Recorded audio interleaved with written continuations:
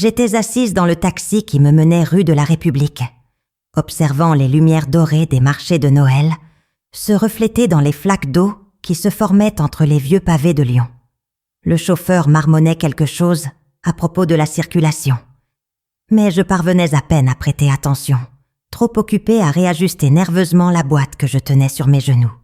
À l'intérieur, emballé dans du papier de soie bleu, se trouvait le gâteau au marron glacé que j'avais préparé en suivant religieusement la recette de ma grand-mère. Chaque ingrédient avait été choisi avec soin à la pâtisserie du coin. Chaque geste dans la cuisine empreint de l'espoir que cette soirée serait différente. Cela faisait 5 mois que je n'avais pas vu Julien en personne, seulement des échanges de messages froids et rapides et des rendez-vous annulés à la dernière minute. Quand il m'avait enfin invité pour le dîner de Noël anticipé, j'avais eu l'impression qu'une porte longtemps fermée s'ouvrait enfin. L'appartement de mon fils dans le 6e arrondissement était impeccable quand j'entrais, réchauffé par l'arôme incomparable du vin chaud épicé à la cannelle et au clou de girofle, des senteurs qui me transportèrent immédiatement au matin froid de mon enfance. La table de la salle à manger brillait sous la lumière douce des bougies, ornée d'arrangements de sapins et de petites boules dorées qu'Amélie, ma belle-fille, avait dispersées avec une précision quasi mathématique. Ses parents, Monsieur et Madame Dubois, étaient assis sur le canapé de velours bordeaux, elle avec ses cheveux gris parfaitement coiffés et lui feuilletant distraitement une revue de vin. Julien apparut de la cuisine, s'essuyant les mains sur un tablier rayé, ses yeux évitant les miens, tandis qu'il marmonnait un salut poli, mais distant. J'essayais de lui tendre le gâteau, mais il se contenta d'un signe de tête pour que je le pose sur le buffet, comme s'il s'agissait d'un objet quelconque, apporté par une visite de courtoisie.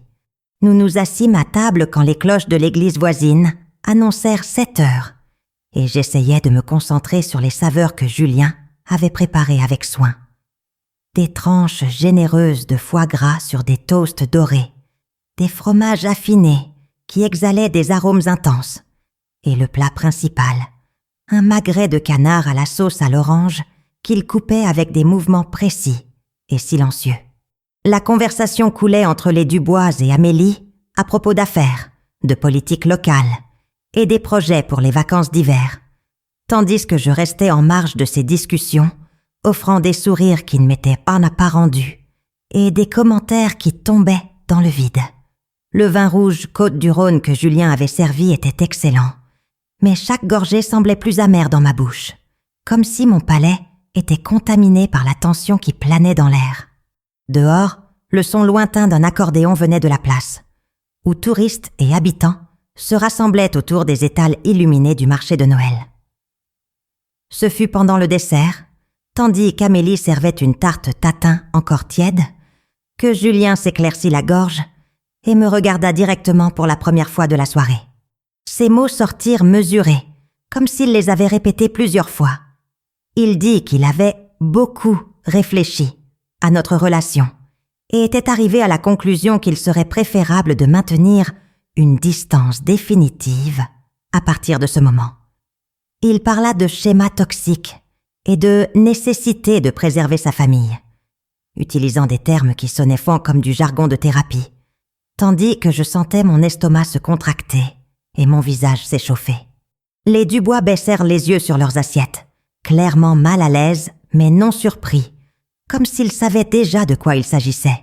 Amélie continua de couper sa part de tarte avec des mouvements mécaniques, évitant de me regarder, et je réalisais que j'étais la seule personne à cette table qui ne savait pas que ce serait notre dernier dîner en famille.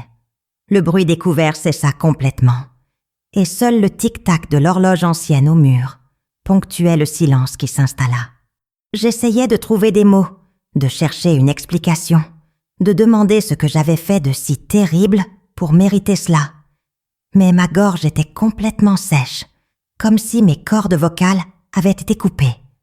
Le parfum de lavande qui venait du couloir, probablement d'un sachet qu'Amélie avait placé dans l'armoire à linge, se mêlait maintenant à l'arôme doux du dessert, créant une combinaison qui me donnait des nausées.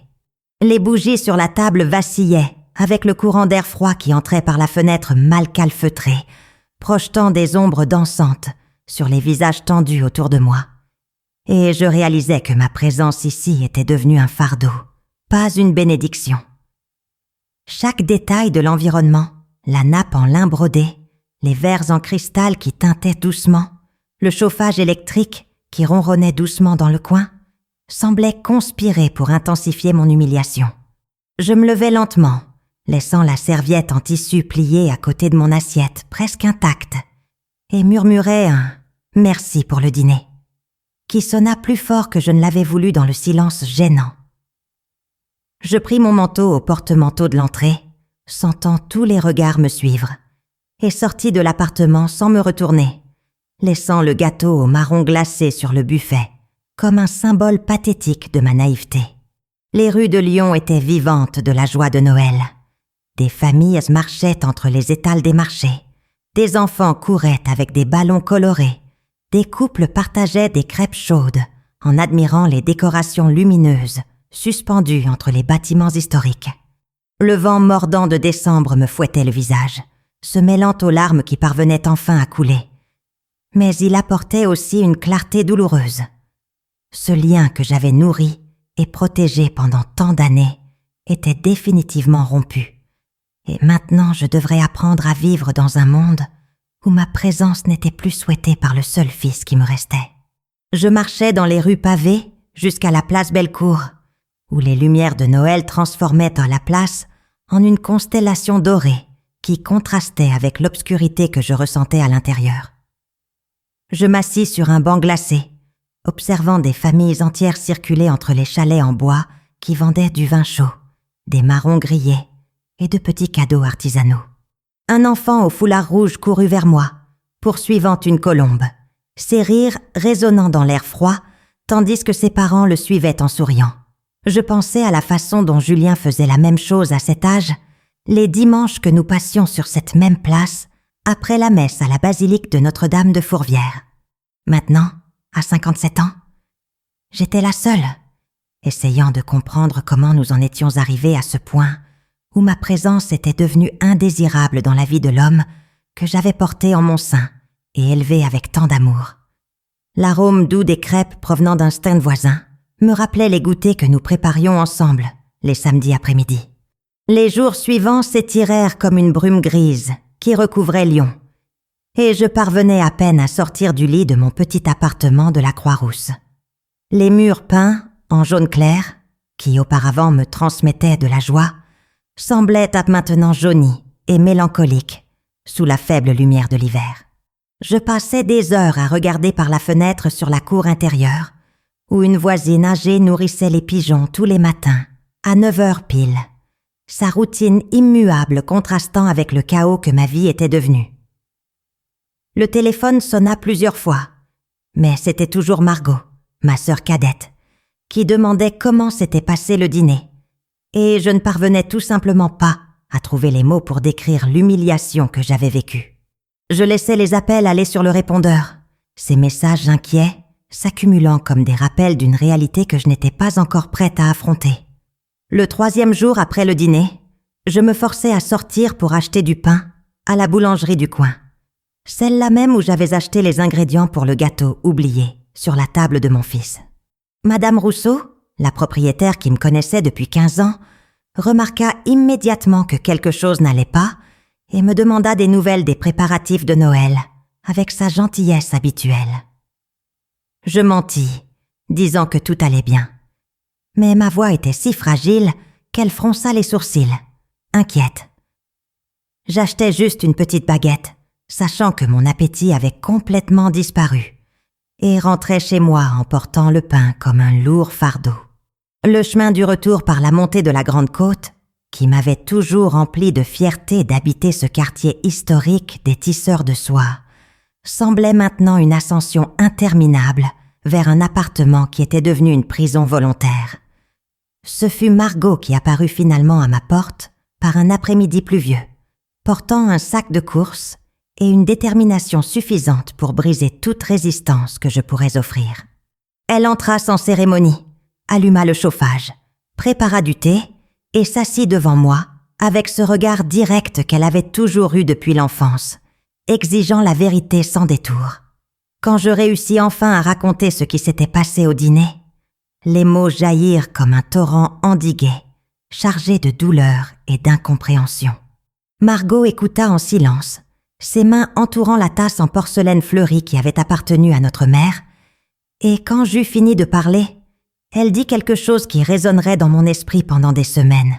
« Claire, il est peut-être temps d'arrêter d'attendre qu'il change et de commencer à construire une vie qui ne dépende pas de son approbation. » Ces mots étaient à la fois libérateurs et terrifiants. La suggestion de Margot de m'inscrire comme bénévole à l'association qui aidait les immigrants nouvellement arrivés à Lyon me sembla d'abord absurde. Comment pourrais-je aider les autres alors que je parvenais à peine à m'aider moi-même? Mais elle insista, disant que j'avais été professeur de français pendant 30 ans et que j'avais beaucoup à offrir, et que c'était peut-être exactement ce dont j'avais besoin. Me sentir utile, à nouveau. À contre-cœur, je l'accompagnai au centre communautaire de la rue Paul-Bert, où je rencontrai Fatou, une coordinatrice sénégalaise au sourire chaleureux, qui me fit immédiatement sentir la bienvenue. Elle m'expliqua les cours d'alphabétisation pour adultes, les cours de français pour étrangers et les groupes de soutien pour les femmes qui avaient à traverser des ruptures familiales. Je repartis de là avec un emploi du temps d'activité et pour la première fois depuis des semaines, une petite étincelle d'espoir qu'il y avait peut-être une vie au-delà du rejet de mon fils. Dans les semaines qui suivirent, je découvris qu'enseigner le français à Amara, une réfugiée syrienne qui parlait 4 langues, mais luttait avec notre grammaire complexe, ou aider Hassan, un jeune Marocain qui rêvait d'étudier l'ingénierie, me rendait un sens du but que j'avais perdu. Il m'appelait Madame Claire, avec un respect sincère qui contrastait douloureusement avec la froideur que j'avais rencontrée à la table de mon propre fils. Je commençais à comprendre que la maternité que j'avais exercée avec Julien, possessive et centrée uniquement sur lui, était peut-être différente de cette maternité élargie que je découvrais en prenant soin de personnes qui avaient réellement besoin de ma présence. Noël arriva et passa, et pour la première fois depuis des décennies, je ne sentis pas le poids écrasant de la solitude, car j'avais trouvé une nouvelle famille, une famille choisie, construite sur l'affection mutuelle et la gratitude, non sur l'obligation sanguine. Julien n'appela pas, et je découvris que cela ne me détruisait pas comme je l'avais imaginé. Mars arriva avec ses premiers signes du printemps, et j'avais déjà établi une routine qui me surprenait par sa constance et le plaisir inattendu qu'elle m'apportait. Tous les mardis et jeudis, je marchais sur le pont Bonaparte jusqu'au centre communautaire, profitant pour observer le Rhône qui commençait à refléter des tons plus dorés avec le soleil levant. Amara avait tellement progressé en français qu'elle parvenait à raconter des histoires de son enfance à Damas, ses mots peignant des images vivides de marchés parfumés et de maisons avec des patios intérieurs. Hassan avait réussi son examen d'équivalence et me montrait avec fierté les livres de mathématiques qu'il étudiait pour les concours. C'était gratifiant de voir comment de petites leçons de grammaire se transformaient en ponts vers de plus grands rêves. Fatou disait souvent que j'avais un don pour m'occuper des personnes blessées par la vie. Et je commençais à réaliser que c'était peut-être une compétence développée par ma propre douleur, une façon de transformer des blessures en outils de guérison pour les autres. Un matin d'avril, tandis que j'arrosais les géraniums de mon petit balcon, j'aperçus une silhouette familière marchant dans la rue, en direction de mon immeuble. C'était Julien, avec le même manteau sombre qu'il avait porté lors du dîner fatidique. Mais cette fois, ses épaules semblaient moins rigides, sa démarche moins déterminée. Mon cœur s'emballa, et un instant je sentis toutes les vieilles espérances renaître comme des fleurs après un hiver rigoureux. Il sonna à l'interphone, et sa voix, déformée par le vieil appareil, semblait hésitante quand il dit simplement « Maman, on peut parler ?» Je descendis les escaliers lentement, essayant de contrôler l'anxiété qui faisait trembler mes mains. Et quand j'ouvris la porte de l'immeuble, je trouvai mon fils les yeux rouges et une expression qui mêlait le regret à quelque chose que j'eus du mal à reconnaître. De la vulnérabilité. Pour la première fois depuis des mois, il me regarda directement dans les yeux.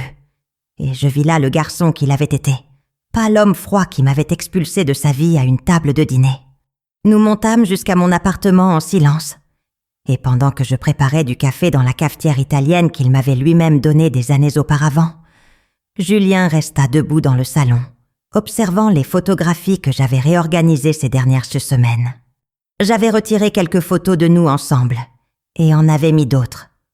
Une avec Margot, au centre communautaire, une autre avec mes élèves le jour de la remise des diplômes, une troisième, où j'apparaissais souriante pour la première fois depuis des mois.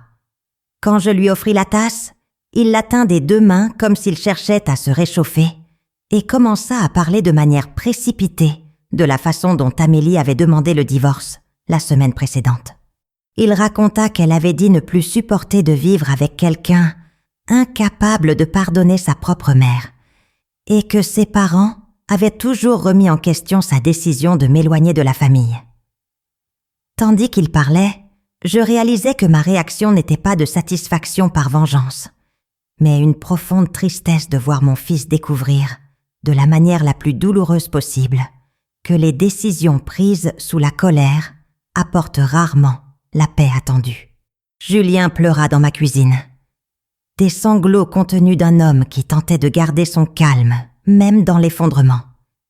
Il raconta les thérapies qu'il avait suivies, comment le thérapeute l'avait aidé à comprendre que sa colère contre moi était mêlée à la douleur non traitée de la mort de son père, et comment il m'avait transformée en cible de frustration qui n'avait rien à voir avec moi. Il s'excusa à plusieurs reprises, comme si les mots pouvaient effacer des mois de souffrance, et je me trouvais dans une position étrange. Consoler l'homme qui m'avait brisé, mais sans ressentir le besoin désespéré de revenir au passé que j'avais imaginé ressentir.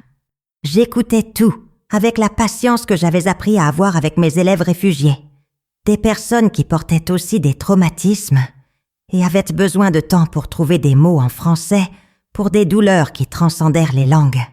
Quand il eut fini de parler, je lui offris plus de café et lui dis que j'avais besoin de temps pour digérer cette conversation. Nous passâmes quelques après-midi ensemble les semaines suivantes, des promenades prudentes à travers des territoires émotionnels que nous avions transformés en champs de mines. Je l'emmenai avec moi au centre communautaire un jeudi, où il rencontra Amara et Hassan, et je remarquai à quel point il fut impressionné de me voir dans cet environnement, respecté et apprécié par des personnes qui n'avaient aucune obligation de m'aimer. Hassan, avec sa perspicacité jeune, comprit rapidement que c'était mon fils et le traita avec la cordialité respectueuse de quelqu'un qui savait valoriser les mères dévouées. Amara lui offrit du thé à la menthe qu'elle avait préparé et raconta comment je l'avais aidé à écrire une lettre pour trouver un emploi dans un magasin de tissus. Julien m'observait interagir avec eux et je vis quelque chose changer dans son regard, comme s'il me voyait pour la première fois, non seulement comme sa mère, mais comme une personne à part entière, avec sa propre valeur et sa capacité à construire des relations significatives indépendamment de lui. Nous décidâmes d'essayer de reconstruire notre relation, mais cette fois en établissant des limites saines qui protégeraient à la fois son autonomie et ma dignité. Nous convînmes de dîner mensuels, toujours dans un restaurant neutre, où nous pourrions nous redécouvrir sans le poids des anciennes attentes. Il me parla de son travail d'architecte, de projets de logements sociaux qui l'enthousiasmaient, et je partageais des histoires de mes élèves, des progrès dont j'étais témoin quotidiennement. Nous découvrîmes que nous avions plus en commun que nous ne l'imaginions. Tous deux trouvions un but en aidant les autres à construire, lui, des foyers physiques, moi, des ponts linguistiques et émotionnels. Nous ne redevînmes pas mère et fils comme avant, et cela, étonnamment, nous convenait à tous les deux. Nous construisîmes quelque chose de nouveau, basé sur le respect mutuel et la reconnaissance que l'amour familial sain n'exige pas le sacrifice de l'individualité, mais sa célébration. Ce Noël suivant, nous passâmes le réveillon ensemble. Mais maintenant je savais que mon bonheur ne dépendait plus exclusivement de sa présence. 1 an après ce dîner qui avait tout changé, je préparais à nouveau un gâteau au marron glacé. Mais cette fois, pour la fête de départ d'Hassan, qui avait obtenu une bourse d'études en ingénierie à l'université de Lyon. La recette était la même que celle de ma grand-mère. Mais mes mains travaillaient avec une légèreté différente, sans le poids de l'attente désespérée que j'avais portée auparavant. Margot arriva tôt pour m'aider avec les préparatifs, apportant des fleurs du marché et ce sourire fier qu'elle avait toujours quand elle voyait mes progrès. Nous parlions de la façon dont ma vie s'était étendue de manière que je n'aurais jamais cru possible lorsque j'étais enfermée dans le rôle exclusif de mère rejetée. L'appartement, qui pendant des mois avait été un refuge mélancolique, débordait maintenant de l'énergie de quelqu'un qui avait de multiples raisons de se lever chaque matin. Par la fenêtre, je voyais les premiers signes de l'automne teinter les feuilles des platanes, et je ressentais une profonde gratitude d'avoir survécu à l'hiver le plus difficile de ma vie. Hassan arriva accompagné d'Amara et d'autres collègues du centre communautaire, portant des fleurs et des douceurs arabes que sa mère avait envoyées du Maroc.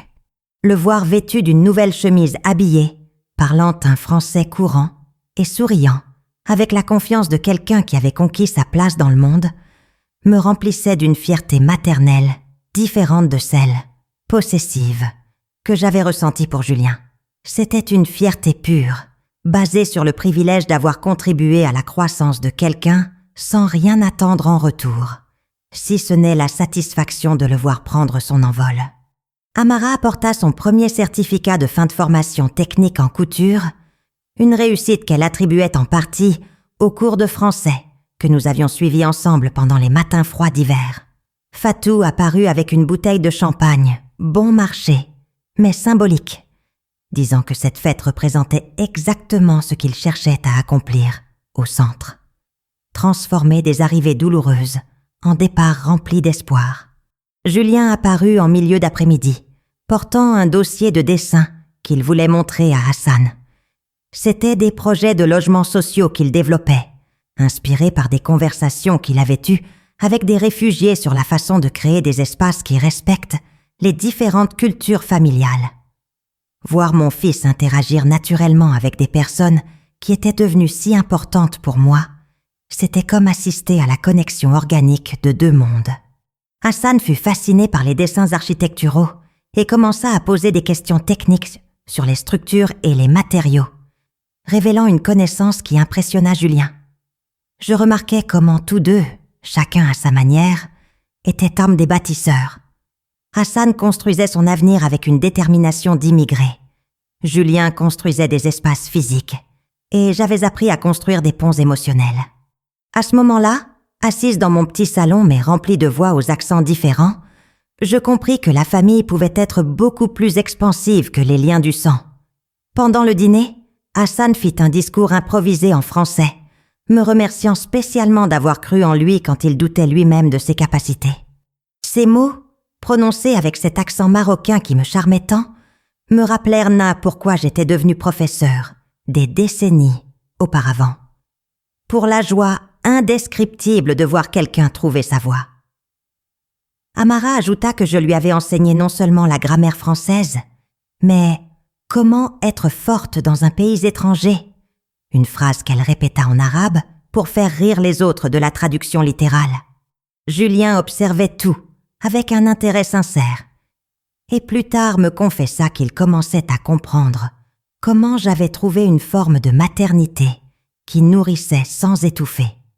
Quand vint l'heure du dessert, je coupais le gâteau au marron glacé, avec les mêmes mains qui avaient l'un fait l'autre, destiné à une table qui m'avait rejeté, mais le lui offris maintenant à des personnes qui avaient choisi de m'inclure dans leur vie.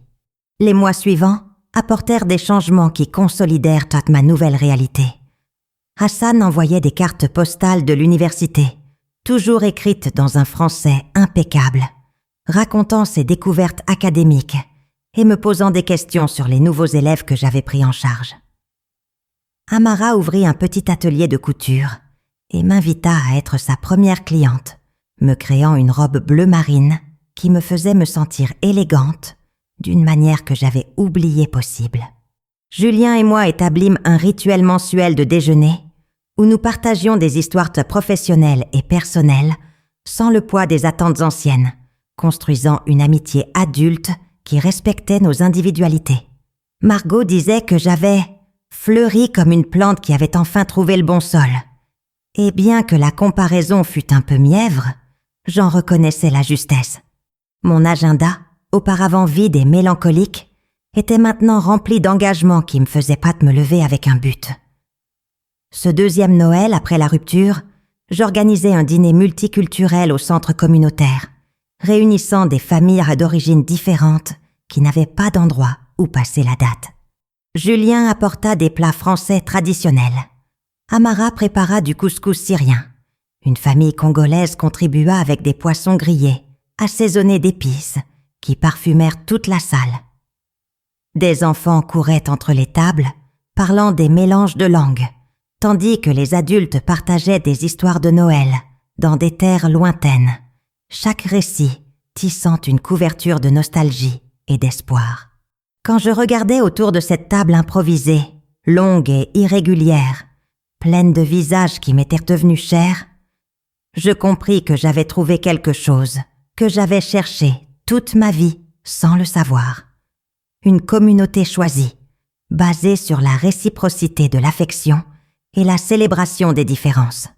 Le gâteau au marron glacé de cette année-là fut partagé entre des dizaines de personnes, et chaque tranche portait non pas le poids du rejet, mais la légèreté de l'acceptation. Julien me regarda de loin et sourit. Et dans ce sourire, je lus la reconnaissance que j'avais trouvé ma place dans le monde.